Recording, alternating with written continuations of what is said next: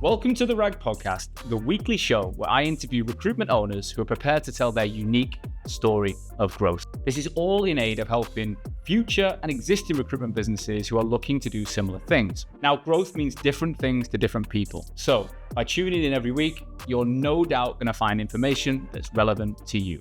Okay, welcome back to another episode of the RAG Podcast, my second and final episode live, recorded in Sydney. Today, I'm super excited to be joined by Jay Wynter. Jay is the practice lead or director for the SAP Practice at Precision Sourcing. I've worked with Jay and his team and the whole business now for almost 5 years, I think. But this is the first time we've probably met this week. So, it's been good to see the guys in person. Jay, welcome to the show. Yeah, thanks for having me on, Sean. Pleasure. You're a podcast host yourself, I think. Yeah, we started a podcast on the back of your advice 5 years ago. Right, so you might be interviewing me.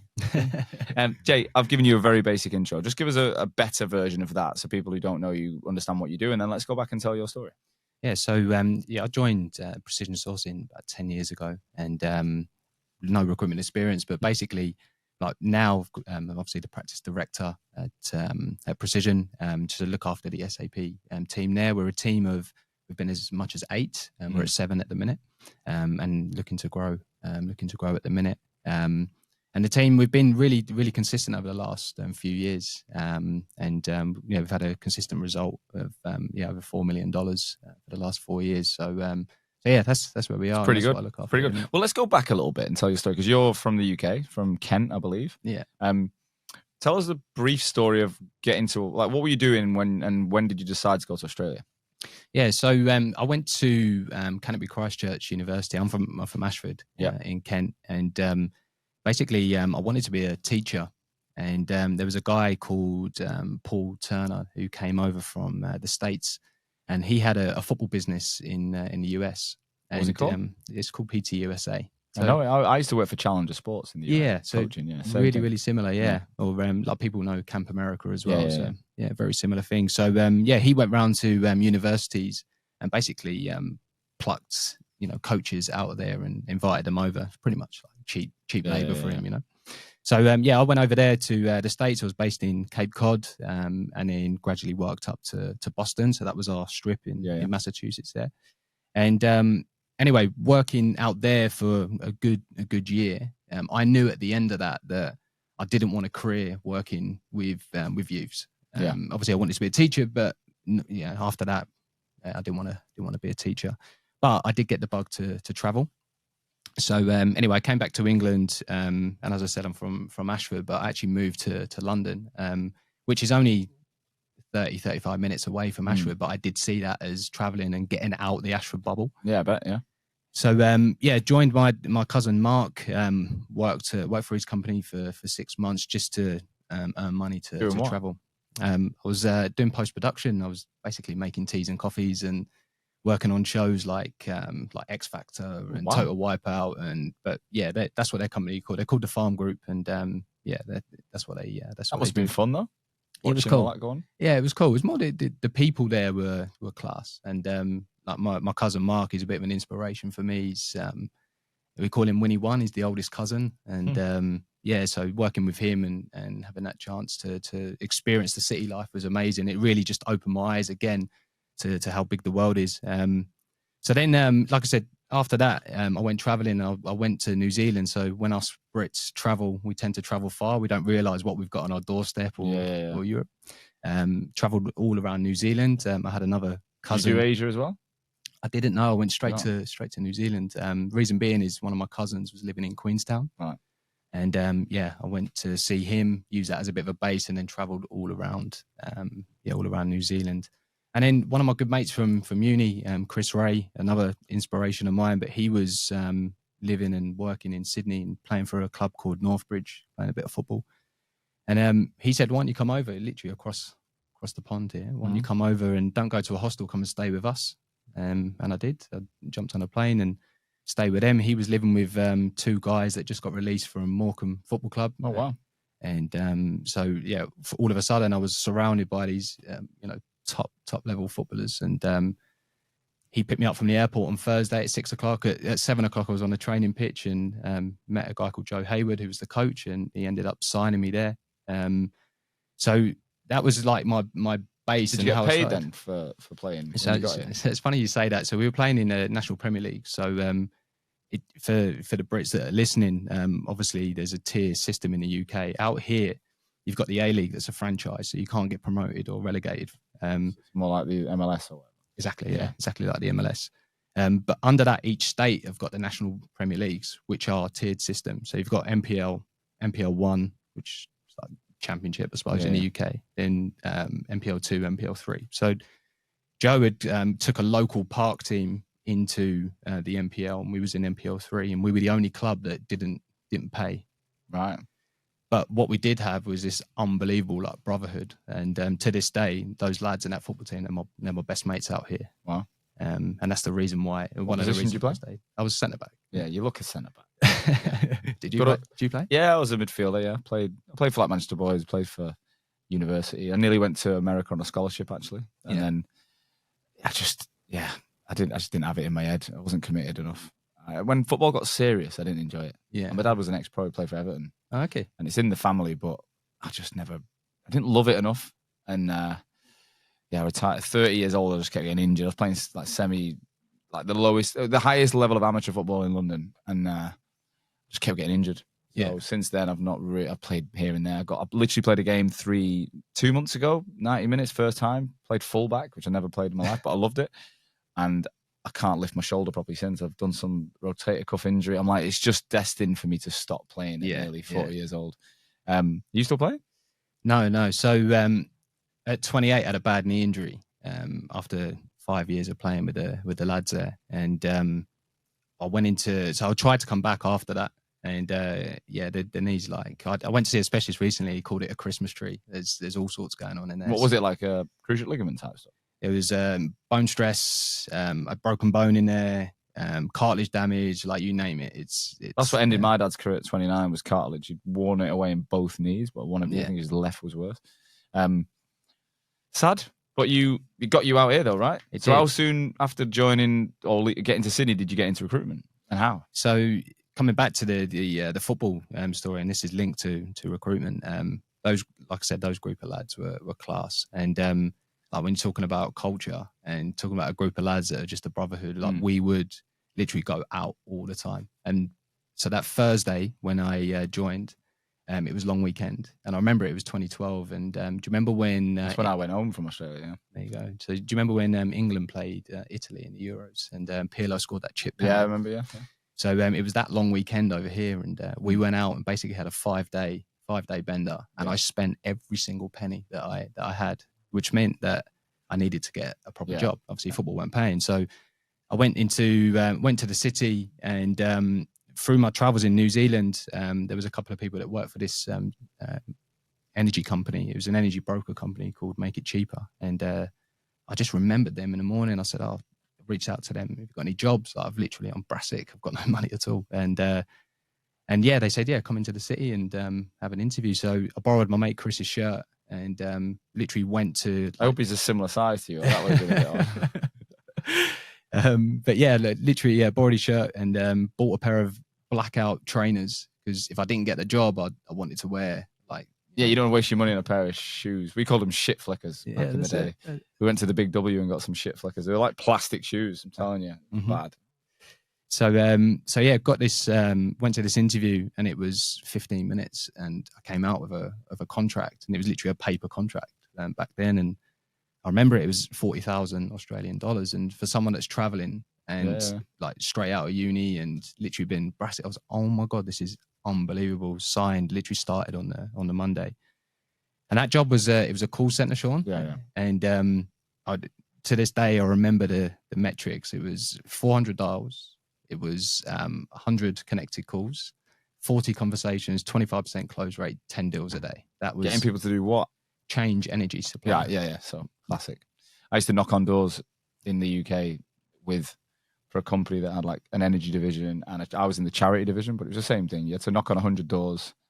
You'd have very similar stats to that, and then we were on no salary, so you'd only get paid if you did deals. Yeah, and I did that for 6 months. It was horrific, but I was good at it.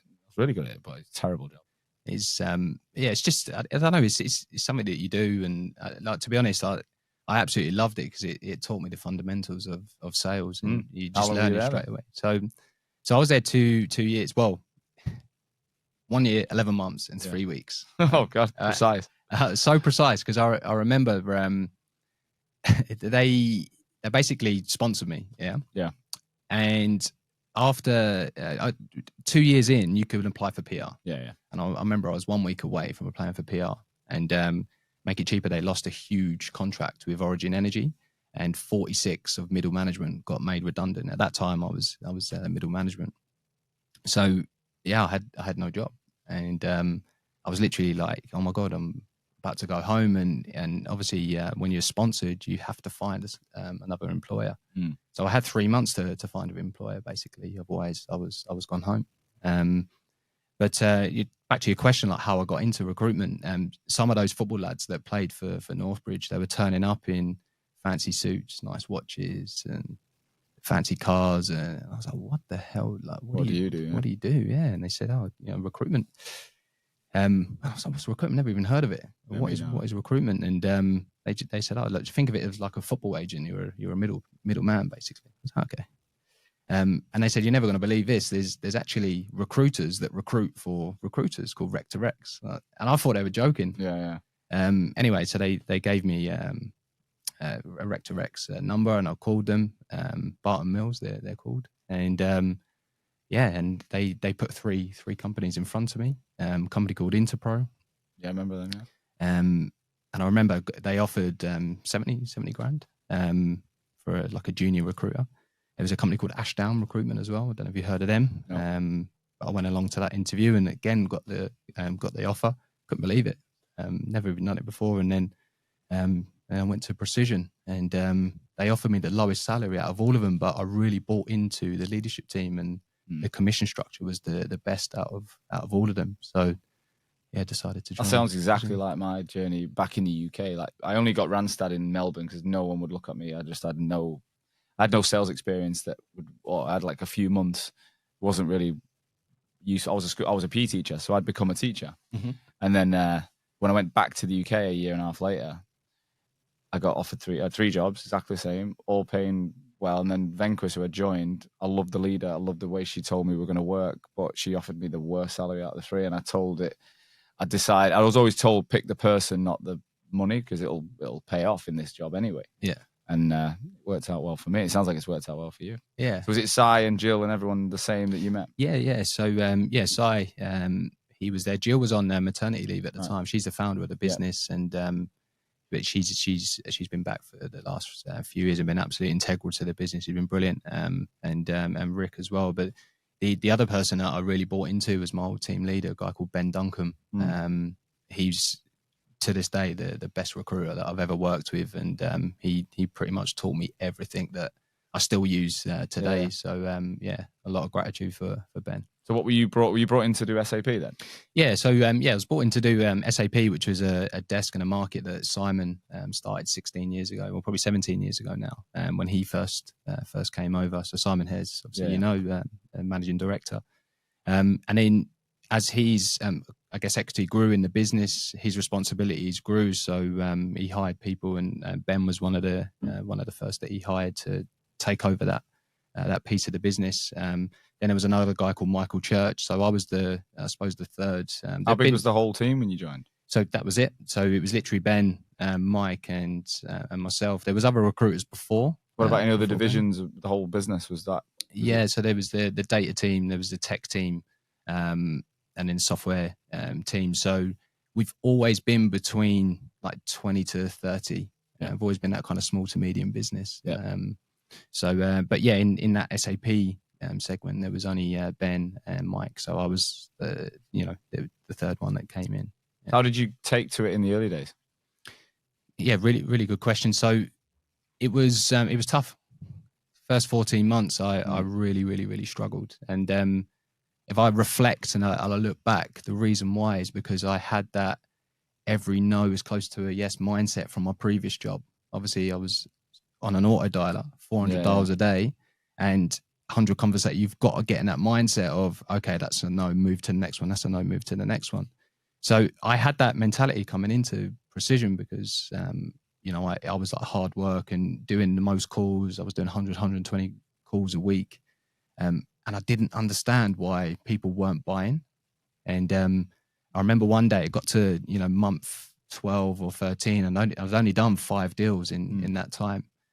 And I remember in my review, and Ben, he sat me down. He said, "Jay, you're doing all this work in the office, and you're doing all these calls, but you've got to get out the office." Yeah. I was like, "What do you mean?" Like, I'm doing volume. And he said, "You've got to get out the office. You've got to get in front of people. You've got to meet people." So I'll give anything a go. Like, someone tells me to do something, I'll give it a go. And I'll sure we'll talk about your Hoxo methodology later, because that's one point. I'll give it a go. And I did. I remember getting on a train, and I went out to Macquarie Park. And for the Brits listening, that's like past North Sydney. And I met this guy called Alan Brooks, who worked for Danone Nutricia, the yogurt and the baby formula. Danone, Anyway, so had a coffee with Alan, and all we spoke about was football. He's a Man City fan. Legend. What a legend. And I'm a Chelsea fan. So we've probably got a lot in common, haven't we? Everyone hates us. So literally, obviously we had 30 minutes, but at the 25-minute mark, we literally talked no business at all. And we were still talking about football. And Alan looked at his watch. He's like, "Shit, I've got a meeting. I've got to go." He said, "So sorry, Jay, I've got to go." Was it a client prospect though? Yeah. Client prospect, yeah. So I'm there, I'm out at Macquarie Park, and I'm like, "Shit, I've got to go back to the office." And I literally have not spoken about business. And for someone that's like struggling, I'm shitting myself going back to the office. So I go back to the office, and Ben said, "Oh, how did that go?" I was like, yeah, it's a really nice guy. He's good. And I was like, "Please don't ask about work." And luckily he didn't. But you know what, Sean? 2 weeks later, Alan picked up the phone, and he had 2 vacancies there, and I filled them both, and it just clicked. I was like, "Okay, I get this now." And that's when it took off. Obviously, you've been through my training. We'll go on to that in a bit, but I do believe what you've just, again, I think there's so many similarities with me and you, actually, without me knowing that much about you. Because when I got back to London, when I got to Melbourne, I've kind of lent on the same sort of thing, like Manchester football. Obviously, a lot of people just go, "Where are you from?" That in Australia, you're ringing all these guys.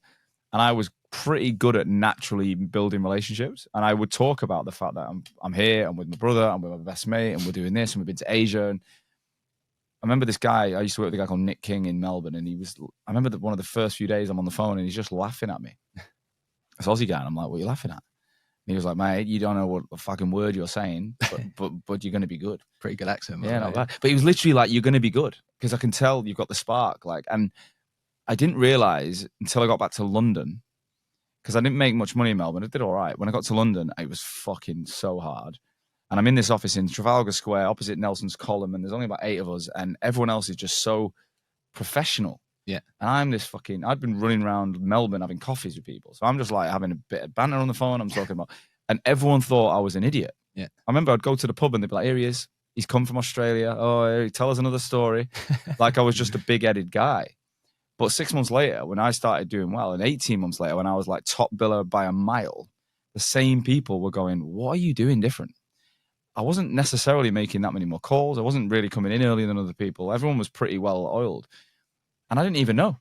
And then I started looking around and thinking, "Well, what am I doing different?" And I realized no one else talks about themselves. No one else builds relationships. They're all fucking screening the shit out of people all day. Yeah. I'm like, if you keep ringing that person and acting like you're just a professional robot, you're only going to get so much out of people. Whereas if you can open up yourself, it's a two-way. And then I became friends with people, and they weren't they weren't doing that. So it sounds like you did that as well. Yeah, it was similar with the Hoxo methodology. And to be honest, Sean, like when Simon said about the idea, like I was one of those. I'm like, not sure. Let's fast forward let's just look. So you started 10 years ago. Was it 8 years ago? 11 years in October, yeah. At Precision? Yeah. So we started working, say, 5 years ago, 4 or 5 years ago. So you're probably you're pretty senior at this point. So if we just fast forward quite quickly, where were you when Simon comes back and goes, "It's the pandemic, we've got this Hoxo thing"? Like, where was your business and where were you in the team at that point? And then we can progress from there. Yeah, so like it was right at the beginning of COVID where he mentioned it. And he mentioned a guy called Pete Watson, as you know. Yeah. He said he's just recommended. I think we're good on LinkedIn. But yeah, we've got this idea, and he pitched it to the leadership team, and I was in the leadership team at the time, but still hands-on billing. So yeah, obviously that was 5 years ago, so that was halfway through my So were you already like $1 million biller at this point? Yeah. So like I said, so in terms of like billings, so my first 4 years, so I started in October, done the first deal in February, and the first financial year, obviously financial year over here is different. It's June to July. Yeah. So it was literally like 30K. First full year done 266. Second year was 644. And then it was 1.1, and then 1.3, 1.3, 1.3 consistently. So I was at that third year of billing $1 million. And I was probably about a year into that leadership journey. So you were already managing people or leading people. You're billing 7 figures. Yeah. And then COVID hit. So let's go, before we talk about my stuff, what was it like when COVID hit in your business? Because you would have been a very aggressive, like face-to-face team, right? Always in the office, always meeting people. How did you guys respond to it?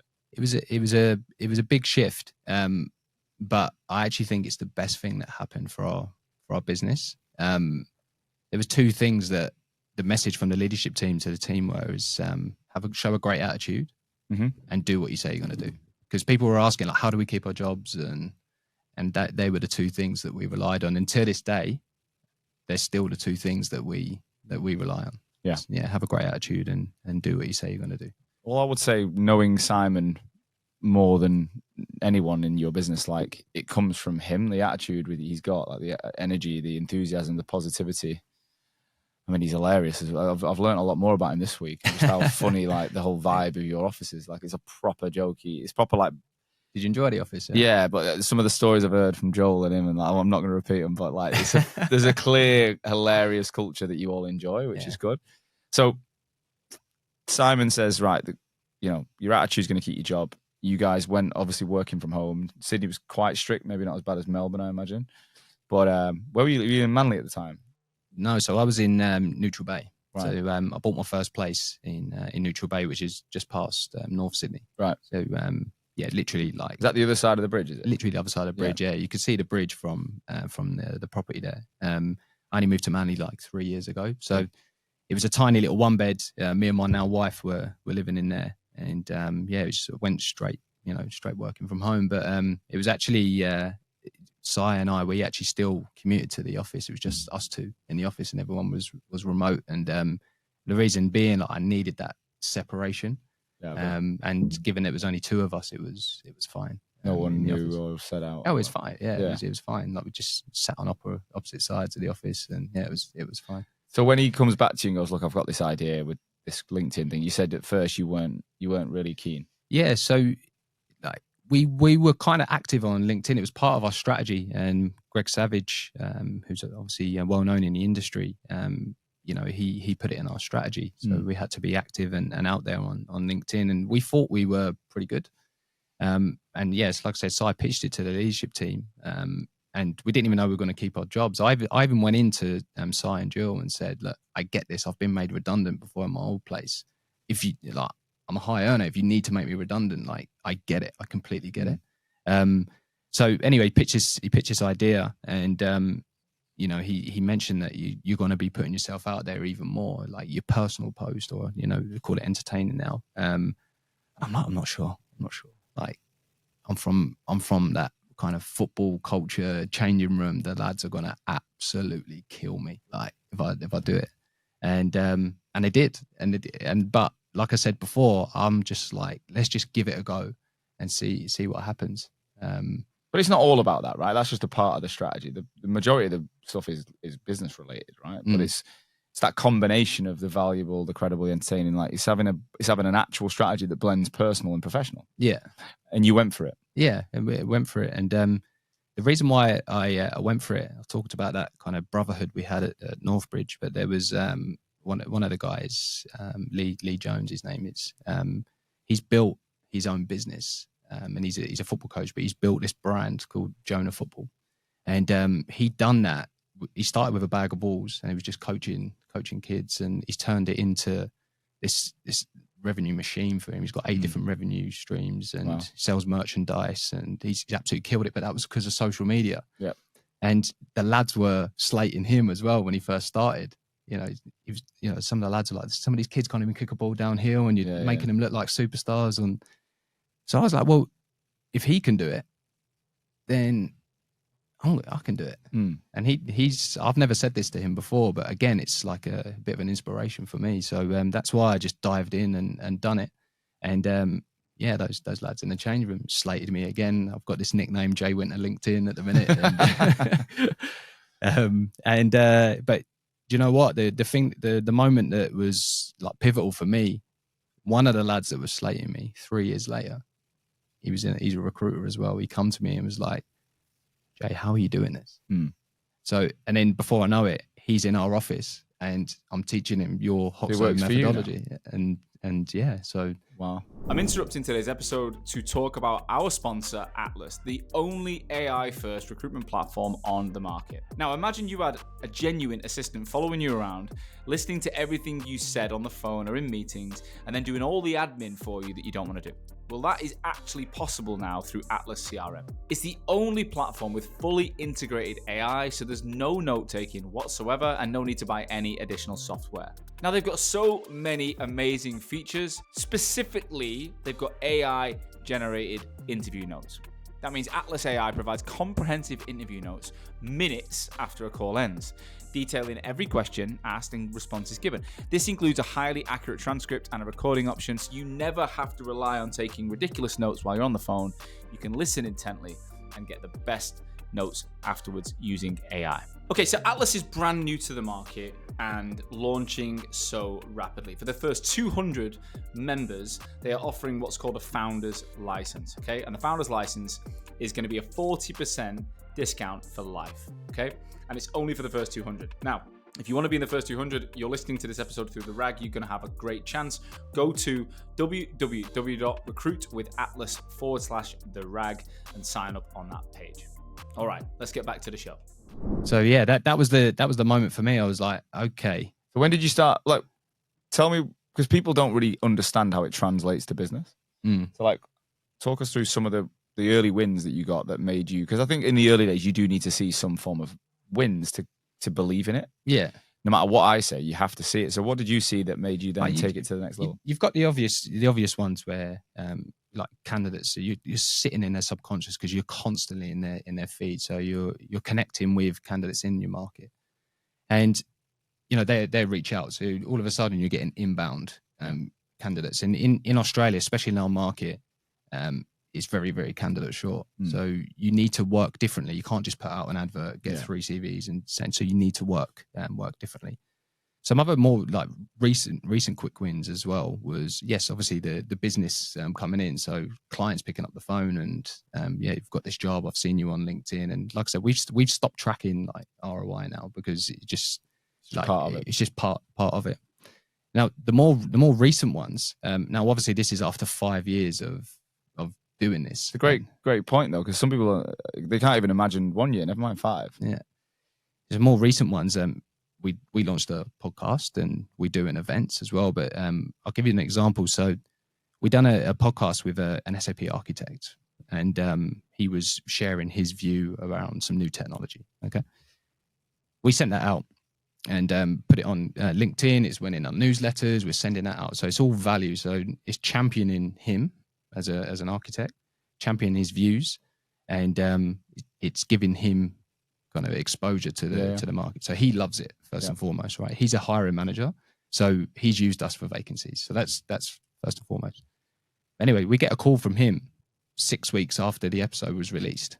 He's like, Jay, you never believe this. I was like, what? He said, I've just been on a customer site. So he works for a consultancy. I've just been on a customer site and we're pitching for some work.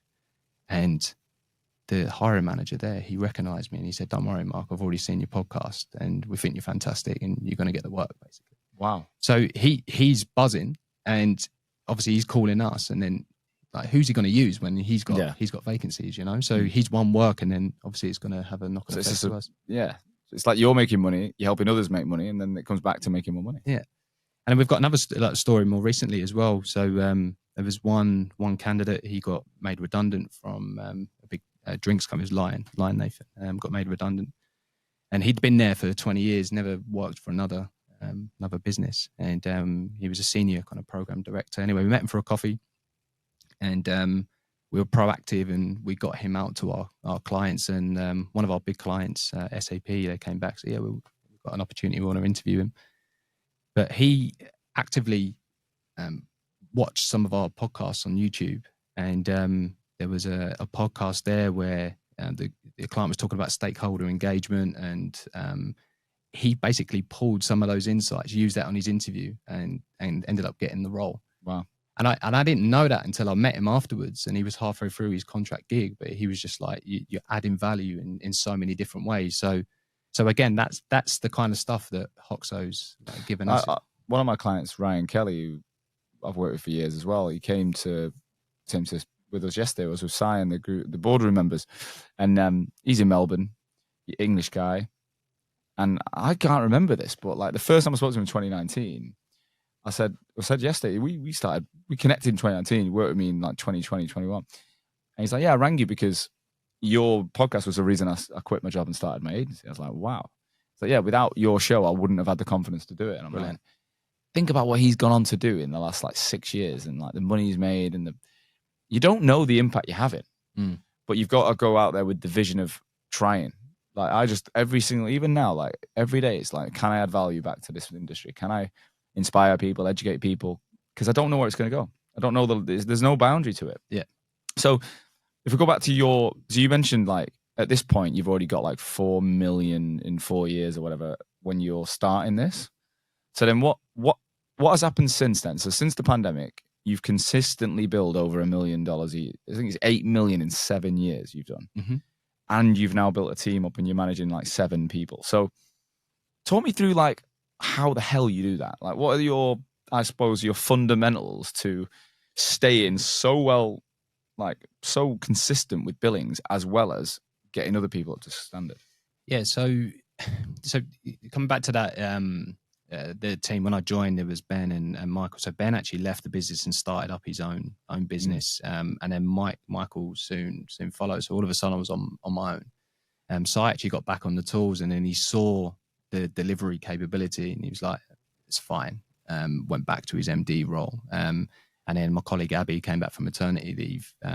She came back, and then after like 6 months, then reported into me. So Abby was my kind of the first person that reported into me.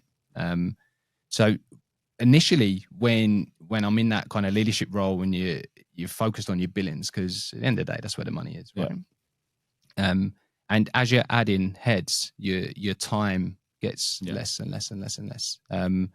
But something sparked in me, because I'm a firm believer, Sean, that you're either a biller and you get your joy from that, or you're a leader and you get your joy from that. Well, see, I would call it joy, or I'd call it energy. Energy. Yeah. I've been saying this so often, much recently. Like I absolutely agree with you. Like I'm definitely more of the biller energy. I am. I manage people and I've built a team and a business, but I still to this day get my energy from customers, and I don't get it as much from people. As I look at someone like Cy, and he gets his energy from you guys. I can see it in his eyes. Yeah. So tell me about you. Yeah. So you get to that point. And like people don't believe me when I say this, like, and I promise you, hand on heart, when I was doing deals, I was numb to them. Really? And and this is dragged over into my kind of leadership philosophy. Like I take deals off the table. Like deals don't matter. I don't celebrate deals. I don't celebrate deals with the team. I don't celebrate my own deals. It doesn't matter. I'm absolutely obsessed with purpose and process, like obsessed. And it's one of the people laugh at me in the office. They call it Jayisms. And I said the service never changes. It never, ever, ever, ever changes. The outcome does. Yeah. And what I mean by that is, obviously I'm a football guy. If I relate it to football, like you never go out in a game and say we're going to win 3-0 today. Never. No. That's the end result. Yeah. But you talk about your tactic, you talk about your rotations, how you're going to play, and your philosophy. Your philosophy, yeah. So I'm absolutely obsessed with that, and that comes into that leadership philosophy. Is you're growing the team, as long as people are doing what they say they're going to do and doing that process. Deals is just an outcome. Money's a byproduct. It doesn't matter. Like we know the formula works. Yeah. So yeah, that's a big part of that philosophy. So as you grow the team, yes, you initially spend more time with each individual, but all I'm doing is showing them, I'm leading them, I'm taking them on client meetings, I'm taking them to office interviews, I'm negotiating in front of them, and then you give them a bit of rope and say, okay, you'll go. So but you've never got to the point where, like a lot of people do, at the sort of point you're at with 7-8 reports, where they step back off the tools and they just spend all their day working with the people, and they don't do client facing work, and they don't speak to candidates. So that's my job now. So it got to a stage where Jill, Rick, and Sade put directorship criteria in front of me, and this was 3 years ago, and it took 2 years to achieve that.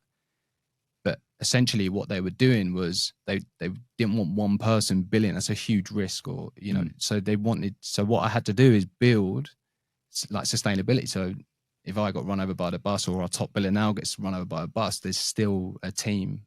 Not there. So essentially, that's what my job was. It was lifting my head out of the weeds, out of the delivery.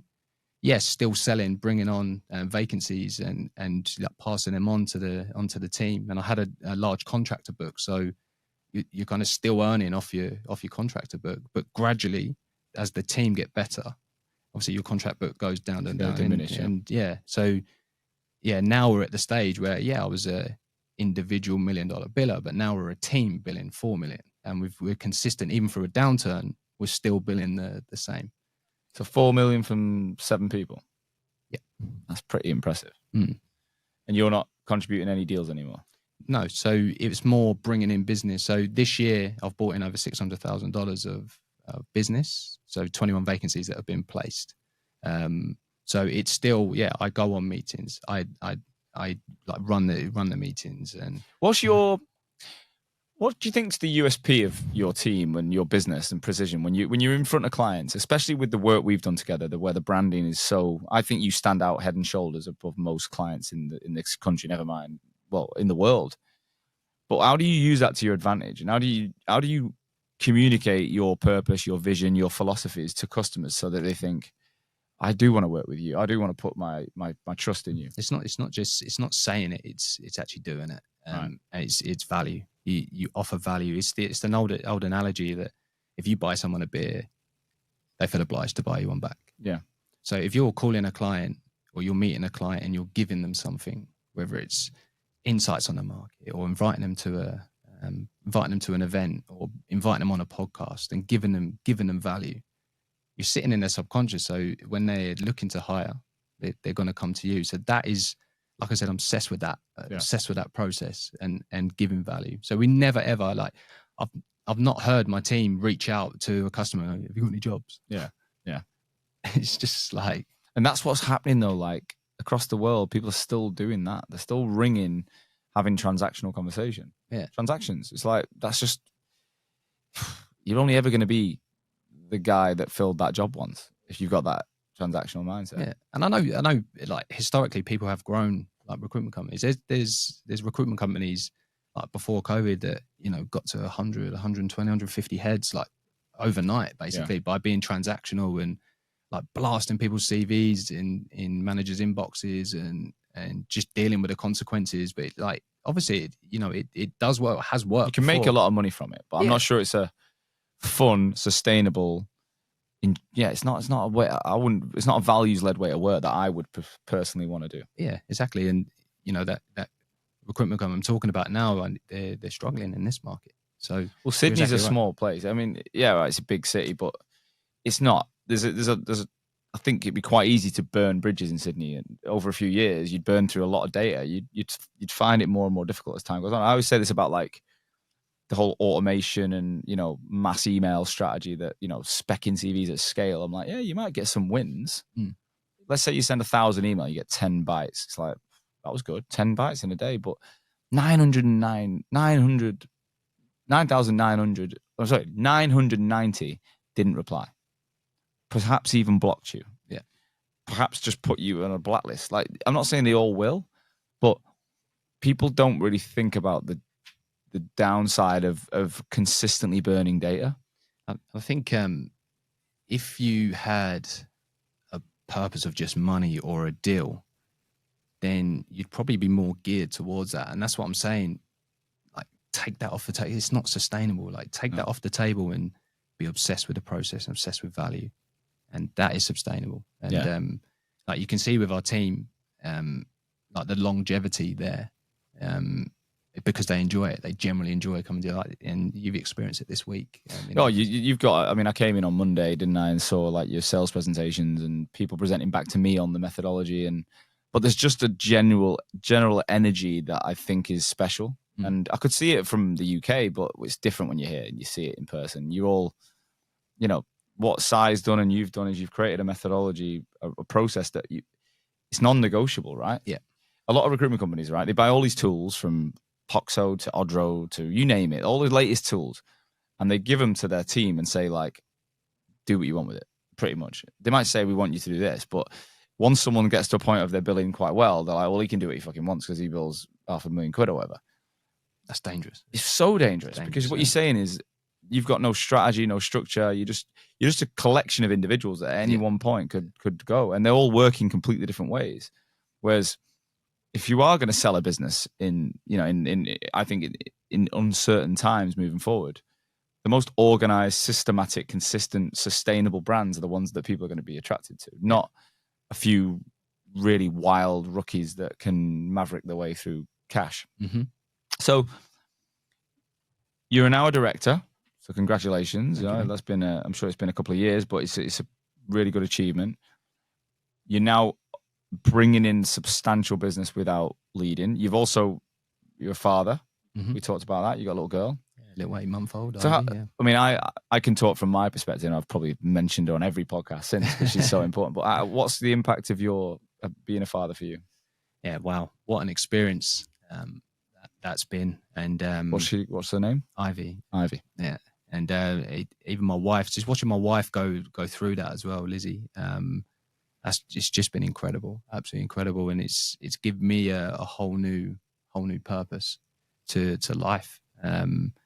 There's nothing better than coming in and like she's just there like smiling. It's just the best. So it just gives me the energy to go again. Is your wife Australian or English? No, she's English. She's the first person I met at uni, but we never got together at uni. She always had a long-term boyfriend, but she's got half her family in the UK and half in Australia. And so she moved out 9 years ago, and I was the friendly face that showed her around. Oh, mate. Well, I met my wife after uni as well, so it's all similar stuff. A lot of similarities, really similar. But for me, the difference with having my daughter is just time is so precious now. I'm not that I would ever procrastinate, but now I'm like, I'm going to maximize what I can. So even my day plan. So I don't go into an office most days, but I get up and I used to go to the gym at lunch. Okay. Quite enjoyed it. Now I'm in the gym before anyone's even up. And when I get home, I'm still there for the breakfast. I take the kids to school, and my lunch times, I'm going to see my daughter. I'm going to have an hour with her every day. And then I can't afford not to, but I can't afford my health to decline. So even more than before, I feel even more motivated to stay fit and healthy. So with you guys being quite office-based, is it 4 days or 3 or 4 days? So we do the 4-day working week. You do, don't you? Which is something that we stumbled across in COVID. I know we mentioned earlier that COVID was a big changing point, and basically the aim is to get through that initial stage. So we cut everyone's salary by 20% and said you can have an extra day off, basically, and it's going to help us get through this. And then we saw productivity go up like crazy amounts, and revenue went up as well. So we're like, okay, we stumbled across something here. So then the next move was we're going to continue with 4-day working week, but we're going to pay you for 5 days. And productivity went up. And the culture, you could feel the energy, and it was amazing, and people were coming back to work refreshed. And was it Friday off? Friday, yeah. And so we stumbled across it, and that's evolved over time. So what's it look like now? It's when you set out your week and you do what you say you're going to do. So if that takes you 4 days, great. If that takes you 7 days, great. So I went into the office today. It's Friday, and we had a team strategy day, and half the team's in. Yeah, but they're in because the energy, and they're in because there's some outcomes that they need. So we've just got some kind of agreements that, you know, if someone reaches out, you call them back in 20 minutes. So that's the team or candidates or clients. But essentially, but on a Friday, you can go and play golf or do whatever you want. You can do, yeah. And is it 4 days in the office, Monday to Thursday? No, so it's 3 days. So we say 3. We were 2, and because we've had a lot of newbies that start, we wanted to create that energy and get around them. And so yeah, we're 3 days in the office at the minute. I do 4. Mm-hmm. And that's a tough thing, coming back to the daughter conversation. Like Monday to Thursday, it's really my wife. She's absolutely unbelievable, and she's taken to it like a duck to water, which is it's been a massive help, and I've never seen her as happy. So, but like for me, I use that Friday to finish off. So I might do like a couple of hours, and then I'm solely with Ivy. Yeah. So yeah, it's Friday, Saturday, Sunday. That I have with Mine's Ivy. like I'm similar. We finish at half day Friday. So it's like we do the half day. Is that common in the UK? No, I don't think so. I think we just, because when we started it, we were selling. We had an agency. Okay. So we were selling time. So we were selling hours. So if you bought into Hoxo's agency where we did the work for you, we were selling you a retainer of, let's say, 20 hours a month or whatever. Okay. So we thought, if we chop Fridays off, we've just lost 20% of our revenue overnight. Yeah. It's not like sales where you can just, we had to physically, whereas as time's gone on, we've cut the agency down. So we got to the point where we felt like we cut it down enough to cut half a day off. And then we found that actually, because we're all over the world, Friday mornings are wicked. Yeah. Like everyone actually quite enjoys Friday morning. I enjoy Friday morning. I like jumping on. I meet the team. I don't really meet customers on a Friday. It's all team stuff. But at lunchtime every Friday, we're done. And I work a little bit some Friday afternoons, of course. Everyone, again, similar sort of concept. We don't have any like strict 20-minute rules, but honestly, like if you need to do something, you do it. But most Fridays I'm done. My mum comes because my wife works. She has the baby all week, and we got the older kid. She does the afternoon school runs.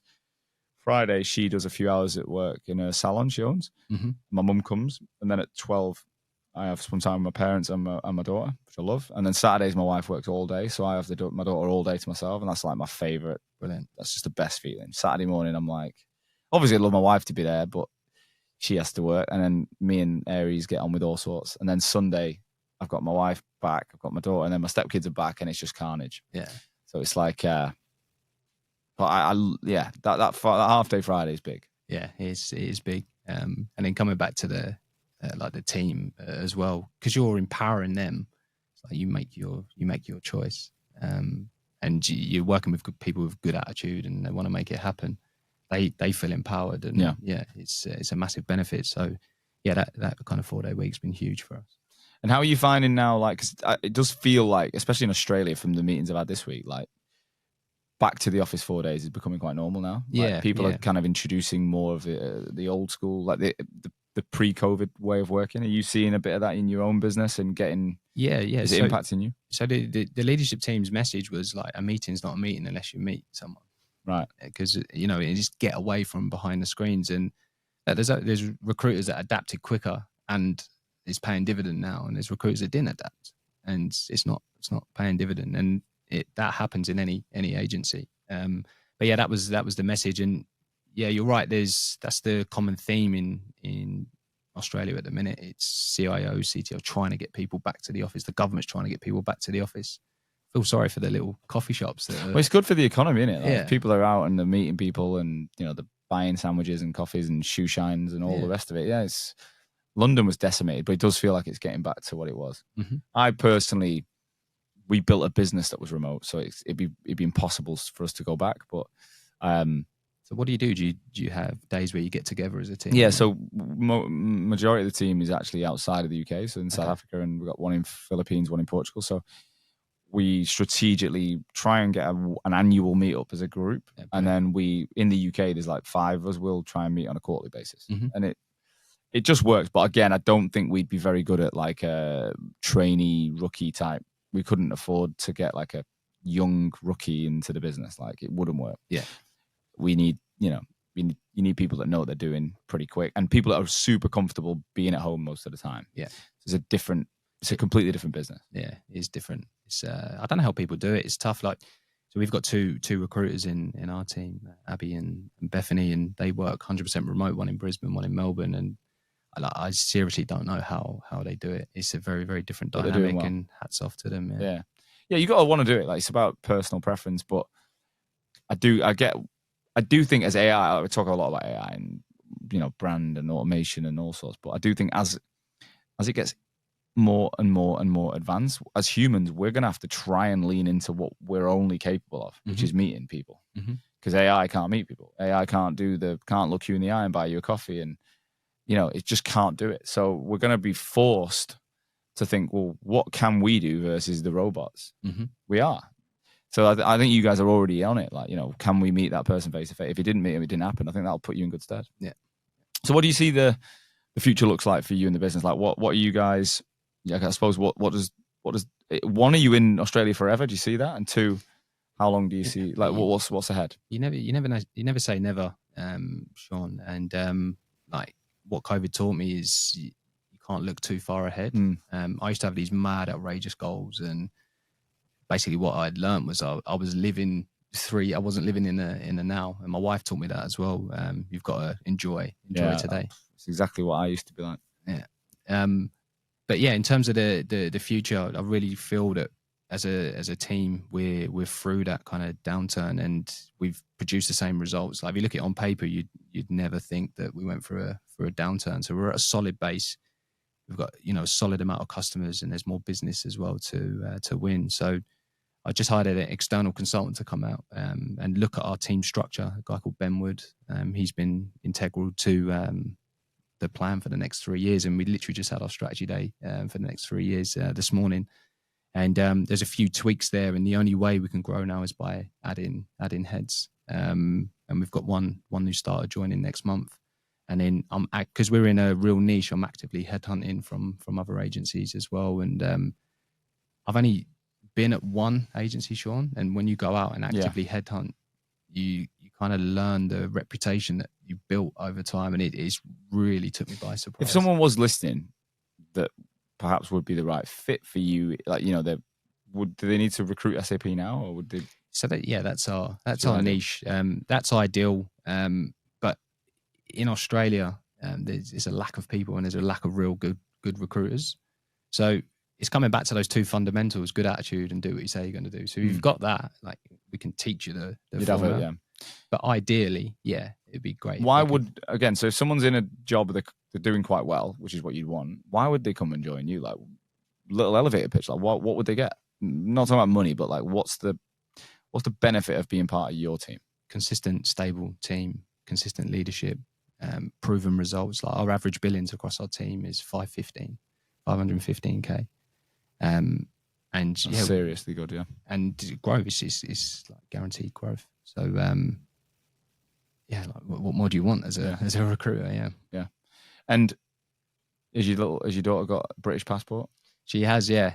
So and an Australian? She's got the Australian one. Have you got an Australian one now? Yeah. We've done our citizenship ceremony 4 years ago. So you're all dual passport holders? Dual passports, yeah. It's pretty cool.